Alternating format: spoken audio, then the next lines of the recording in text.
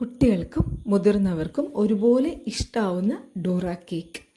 2 മുട്ട നന്നായി ബീറ്റ് ചെയ്ത് അതിലേക്ക് 1/4 കപ്പ് പഞ്ചസാര പൊടിച്ചതും 1 ടീസ്പൂൺ വാനില എസൻസും 30 ml പാലും ചേർത്ത് മിക്സ് ചെയ്യുക. 1/2 കപ്പ് പൊടിയിലേക്ക് 1 ടീസ്പൂൺ വീതം ബേക്കിംഗ് പൗഡർ, ബേക്കിംഗ് സോഡ ഇതൊന്നിച്ച് മിക്സ് ചെയ്ത് ഇതാണ് ഇതിൻ്റെ പരുവം. എന്നിട്ട് 10 മിനിറ്റ് അടച്ചു വെക്കുക.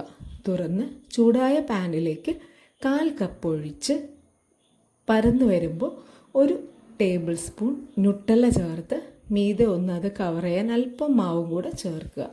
അടച്ചു വെച്ച് കുക്കാവുമ്പോൾ തിരിച്ചിട്ട് 2 സൈഡും ഒരുപോലെ പാകമായി വരുമ്പോൾ നമുക്കിത് എടുത്തു മാറ്റാം.